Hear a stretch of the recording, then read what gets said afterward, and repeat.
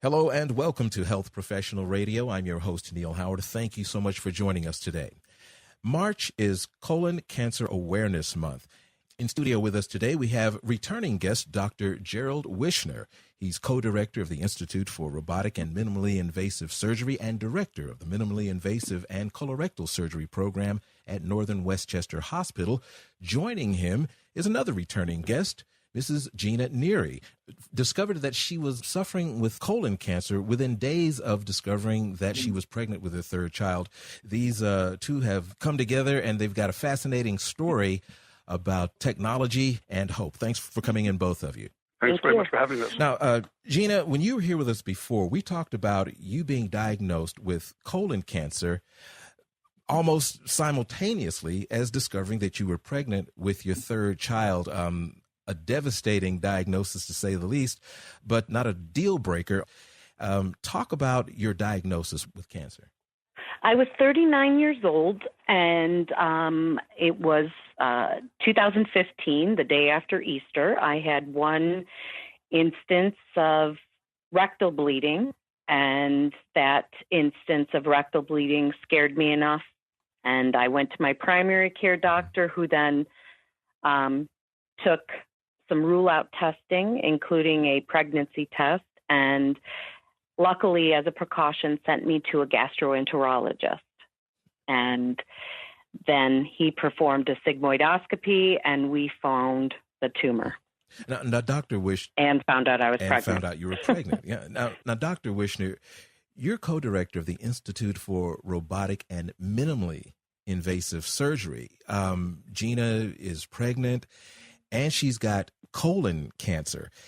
This isn't something that you see all the time in your practice, or is it something that's just a routine surgery?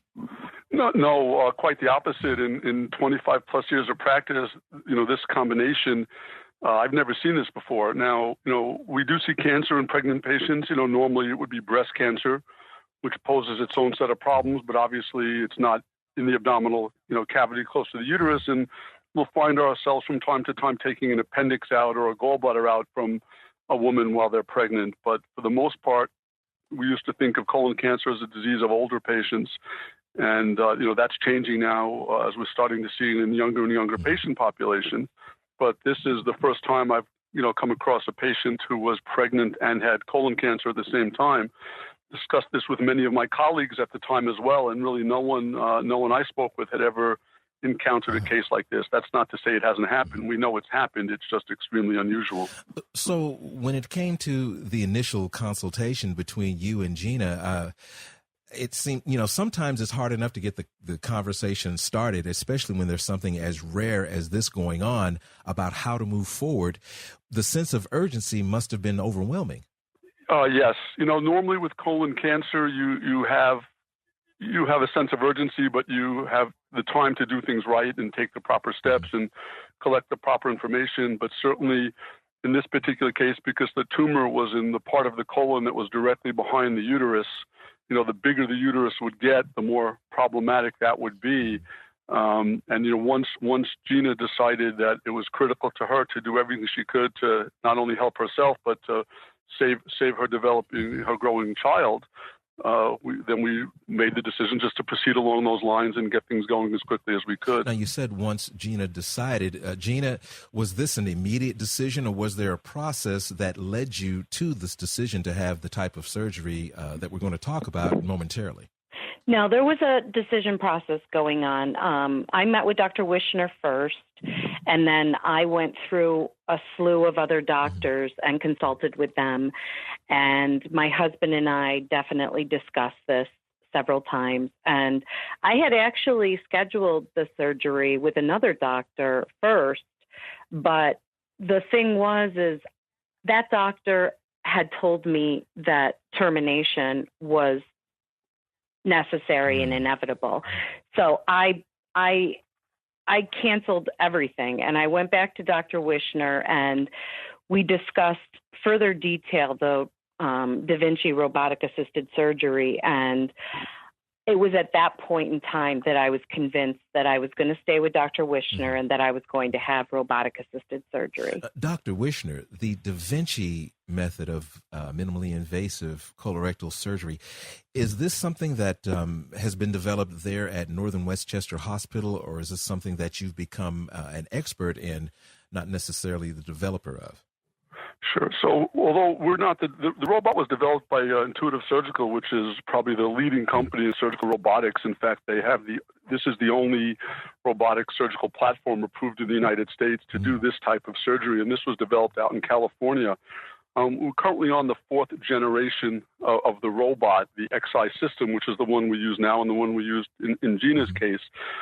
Here at the hospital, however, we're one of 20 designated epicenter surgeons for robotic surgery. So we are at the forefront here at the hospital. We train surgeons from around the country who come in, to see and learn how to do this. As a result, we have the most state-of-the-art system with the most updated. Every time there's new technology that becomes available, new upgrades or new instrumentation, we bring it to our community first. So when Gina came in, we had the opportunity to provide her, the most current state-of-the-art system to help her and her child.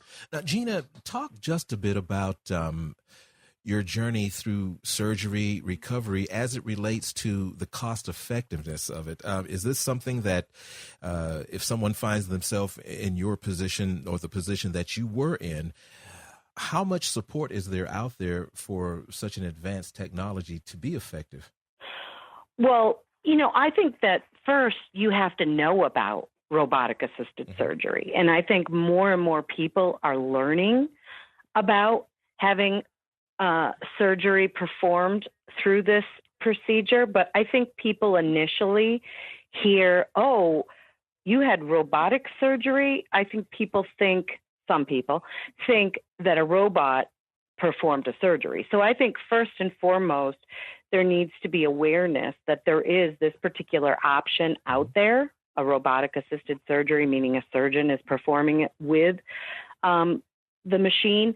But then there needs to be, awareness of whether or not this is the type of procedure for you. I believe Dr. Wishner did state that, it may not be for everyone, and that it's something that, people should consult to see whether or not this is a good fit for them. In my particular case, as I stated before, and I can't imagine it wouldn't be a fit for anyone when you hear about the fact that, it allows for a 3D HD view inside the body, which to me would be a better view from a surgeon's point of view. Of course, I'm not a doctor, so I can't speak for them. But and then the precision of the cut being better than a surgeon's cut. I'm just saying that I probably moving forward, if I ever needed surgery again, and there was a robotic assisted surgery machine that was available for whatever surgery I was needed, I would go with that, hands down. So, Dr. Wishner, this Da Vinci method, very effective in this particular case. I mean, both Gina and her daughter doing extremely well. When it comes to other types of cancers in different locations, how, is this good for any type of cancer? So certainly virtually any intra-abdominal operation, whether it be colon cancer, prostate cancer, bladder cancer, uterine cancer, renal cancer, cancer of the small intestine or stomach, these operations could all be done in many different ways. They can be done with a big incision. They can be done with traditional laparoscopic incisions or the robotic laparoscopic incisions. And they're all options, and it's not a one-size-fits-all proposition.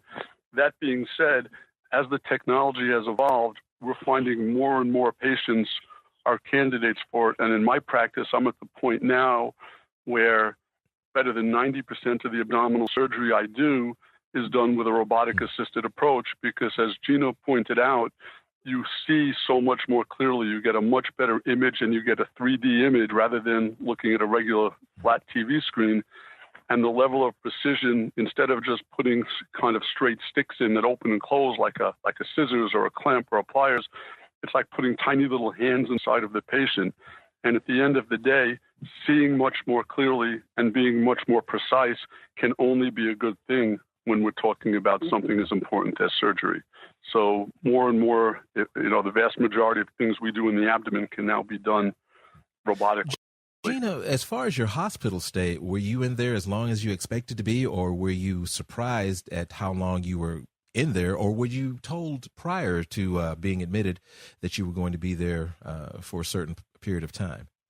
Well, Dr. Wishner initially told me, usually his patients are in for possibly 2 to 4 days, depending on their surgery. But I felt comfort in the fact that he kept me in, close to a week as a precaution. And under my circumstances with the pregnancy and the delicate portion of that, to me, I felt safe. I felt cared for, and, I felt like it was the right move. I don't know if I would have felt as good being released home so soon after having such serious surgery and being in such a delicate state, being so concerned about the baby. So for me, it was a good thing to be in the hospital. And remember, so I thank you, Dr. Wishner. Yeah, I also remember you had a full-time job with 2 little ones at home that you had to go home and take care of too. So I think having that extra day or 2 of rest really worked out in many, many reasons. Yeah. Now, Gina, as far as your recovery and, you being so young, diagnosed with cancer that is, mainly in the minds of folks is for, us older folks, you've become an advocate for getting the age at which people are screened lowered. Obviously, very good in your case. Talk about your advocacy and what steps you're taking to get the word out to raise awareness. Well, I've joined many colon cancer foundations that are already in existence, and I've been trying to use my story in any way I can to help spread awareness, because I really think that it's important for people to understand how this is really colon cancer is the second, I think it's the second leading cancer that's related to death, yet it's the most preventable cancer with early detection and treatment. So, if you get out there and you get tested and, you get treatment, you can survive. But if you don't get tested and you don't get treatment that you need, well, your chances of survival are much lower. With respect to the underage 50 crowd, I really believe that my story resonates with so many people because there is a lot of people out there that know at least one other person who's been diagnosed with colon cancer who's been under the age of 50. And they feel probably as compassionate as me as, hey, let's do something about this. I'm so glad that study by the American Cancer Society came out, because I believe that 30-year study shows this trend rising. And it's not just a 1-year study or a 2-year study. It's a 30-year study that's been going on for a long time. And I think it's finally going to hopefully get the attention that it needs. From my perspective, not only telling my story, I'm trying to open up a foundation in the name of my daughter called Gianna's Hope. And I'm in the process of starting it now. And I'd like to, help and support all people under the age of 50 who've been, diagnosed with colon cancer, specifically women who find themselves pregnant with colon cancer. I was so lost during my process and my journey, and I don't want it to be that complicated for other people. I'm not saying that it's complicated for everybody, but it was complicated for me. And I had to go running around with my husband, talking to all sorts of doctors and getting all sorts of different opinions and then sorting them out and making such difficult decisions about my health and the health of my baby. and not really having a consensus to go with. It was very, very difficult. And I just hope by telling my story and, hopefully my foundation one day will help save lives. I'm certain that you're doing just that today, and I thank you both for coming in. You've been listening to Health Professional Radio, thanking Dr. Jerald Wishner, co-director for the Institute for Robotic and Minimally Invasive Surgery and the medical director for the colorectal surgery program at Northern Westchester Hospital, joined by Mrs. Gina Neri. Thank you. Thank you. Thank you for having us. Thanks so much for having us in.